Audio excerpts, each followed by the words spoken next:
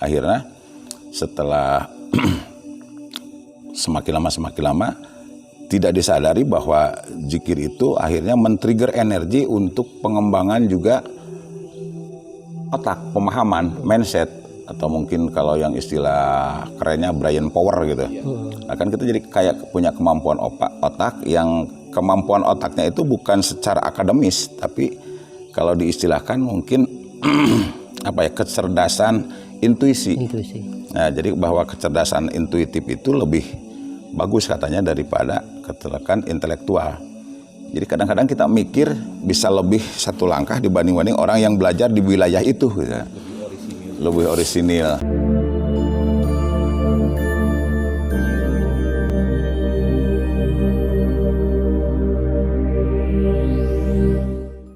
Dan kembali hubungannya ketika dirasakan kan, akhirnya kan aliran-aliran energi yang menembus neurotransmitter yang ada di otak itu disadari, dan ketika disadari kan kita harus punya referensi ini ke wilayah apa. Akhirnya sering-sering dengar ketika orang menjelaskan mengenai kelenjar-kelenjar, ada kampus, hipokampus, ada talamus, ya, ada amigdala gitu kan. Walaupun saya kurang paham, takut salah ya, itu cuma katanya sih, kata yang ahli-ahli mengenai neurotransmitter otak. Dan energi yang dialirkan dan didoping oleh zikir itu, dia sangat akurat ketika dia menembus dari susumna sampai ke God spot itu, ya akurat, sama aliran yang horizontalnya juga, titiknya itu tepat banget gitu. Karena ketika zikir itu menarik energi yang tidak akan salah, sehingga sangat meminimalisir akan terjadi sebuah penyimpangan koordinat gitu loh. Karena kalau zikir dan energinya sudah menyimpang dari koordinat God spot, ya selengat-selengan kan itu nak. Tapi kalau kadang kan kejadian ini Pak Amin, zikir kita itu misal kita la ilaha illallah nih, nah tiba-tiba ke istighfar, terus kita mau balik ke ilallah nggak bisa balik ke istighfar, terus itu fenomena apa Pak Amin? Itu karena koordinatnya beda ya. Kalau ini koordinat pengampunan, ya, memohon. Kalau la ilaha illallah kan memanggil dan menyatukan. Kalau istighfar kan kayak semacam ada jarak bahasanya. Ya Allah, mohon aku ampunan atas dosa-dosa. Ada jarak di sana. Tapi kalau la ilaha illallah, akhirnya tidak ada ilah lagi. Ya, yang mengampuninya juga siapa? Itu walaupun nggak kita sadari Pak Amil ya. Iya, karena kan Allah aqrabu min hablil warid. Allah itu yang kita panggil itu dia lebih dekat daripada urat leher. Berarti di mana dong? Nah, jadi jangan sampai kita kehilangan isi hati. Ya, isi hati itu ya harus ismu zat itu. Nama Allah itu yang ada di sini. Janganlah disimpan di sini. Kita punya utang masuk ke hati. Ya galau. Punya pacar masuk ke hati, punya istri masuk ke hati, punya cita-cita masuk ke hati. Itu yang nggak boleh. Bahwa itu dinamakan, diistilahkan sebagai orang yang kehilangan isi hati. Nah, ketika kehilangan isi hati, hati yang harusnya bersih, ini logikanya gini. Ini padepokan harus digunakan sebagai tempat pelatihan bioenergi di sini. Nah, sementara karena tidak dirawat lagi, tidak diisi oleh orang-orang yang berhak ya untuk mengisi padepokan ini, akan berantakan. Demikian juga hati. Ketika hati kita itu diisi oleh bukan yang seharusnya menghuni hati itu, ya berantakan. Nah, berantakannya hati itu akan membuat chaos, membuat kekacauan-kekacauan di fisik. Matanya melihatnya dengan kacau, telinganya mendengarnya kacau, hidung menciumnya kacau, lidah mengucap juga kacau, kaki melangkah juga kacau, tangan memegang juga kacau, tidak sesuai dengan koridor yang memang udah disyariatkan. Karena kan disyariatkan harus kita itu menjalani trek yang sudah ditentukan, yaitu trek yang lurus, siratal mustaqim. Ya, trek yang lurus itu bukan dianalogikan kayak tol gitu. Ya, jalurnya yang lurus dalam hal kebenaran gitu. Kebenaran kan absolut. Nah, kebenaran itu ya intisar awamirillah wa jinabi nawahi. Dia menjalankan segala perintah dan menjauhi segala larangan. Gitu. Jadi kayak selain la ilaha illallah itu kan bukan kalimah thayyibah. Dalam Al-Quran yang ditentukan sebagai kalimah thayyibah itu kan cuma satu.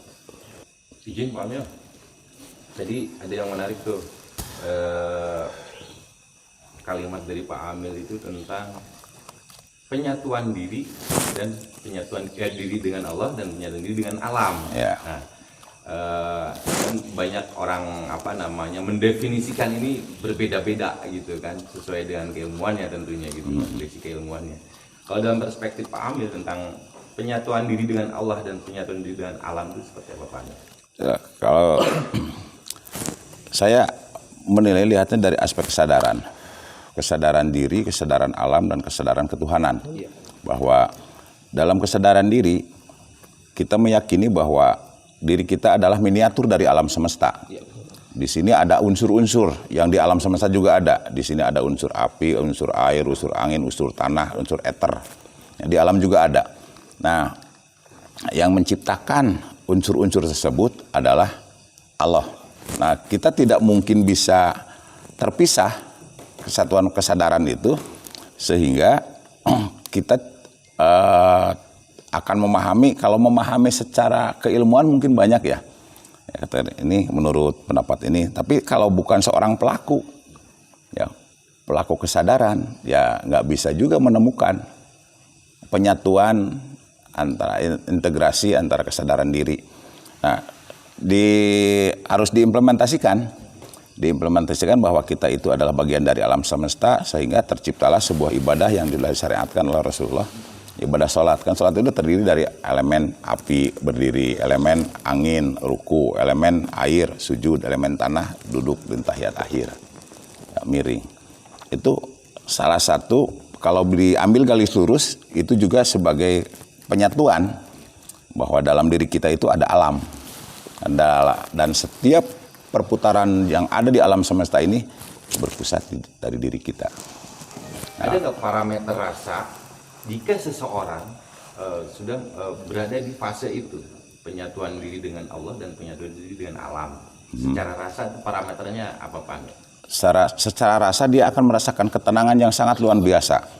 Ya, dalam hidupnya enjoy, tenang, terus rileks, tidak merasa galau, tidak ada kegelisahan, tidak ada kekhawatiran dalam dirinya. Karena yang membuat gelisah itu adalah hal-hal yang memang dampak dari kekacauan di alam semesta ini. Dan kita salah memposisikan. Kalau memposisikan kita di sentral, tidak mungkin ada kegalauan. Ya. Sentralnya itu Allah itu. Segala sesuatu kan berpusat dari Allah. Ya, yang menciptakan Allah, yang mengatur Allah, Allah sebagai ilah, ya, yang menciptakan Allah sebagai Rob, yang mengatur, dan Allah sebagai Raja, Malik. Makanya itu Robbinas, Malikinas, Ilahinas. Gitu. Termasuk di dalamnya adalah seperti yang Pak Amil pengalamannya tadi, bahwa mungkin di fase itulah bisa zoom in zoom out, tidak masalah tidak masuk ke dalam diri, ada jarak antara diri dengan masalah gitu Pak. Iya betul. Karena kan dalam disiplin bioenergi itu ada yang namanya aura. Nah, aura yang bagi orang awam itu mungkin yang tidak berlatih itu hanya sebatas sinar yang keluar. Kalau bagi pelaku meditator ya, atau pelaku yang mendalami bioenergi, bahwa aura itu adalah bagian dari diri kita. Bahkan aura itu adalah diri kita sendiri. Sehingga kita yang menepis masalah, kita yang membackup. Karena aura itu kan sesuai dengan warnanya Mejiku Hibiniu ya. Ya, merah dari cakra dasar, jingga dari cakra tantian. Nah, dasar dan tantian itu, cakra itu kan bagian dari jiwa kita juga. Dan dia akan mengikuti perintah dari otak kita. Ya, berarti itu juga diri. Ketika di sini ada merah, berarti di sini juga ada cakra. Apalagi kalau orang yang suka ngejurus kan semakin sering ketemu 4 elemen dalam satu titik, dia akan menciptakan cakra-cakra di luar tubuh. Gitu. Makanya kalau ngejurus yang benar gitu. Nggak salah-salahan. Kalau ngejurusnya koordinatnya nggak tepat, proyeksinya nggak tepat, ya nggak jadi cakra gitu kan.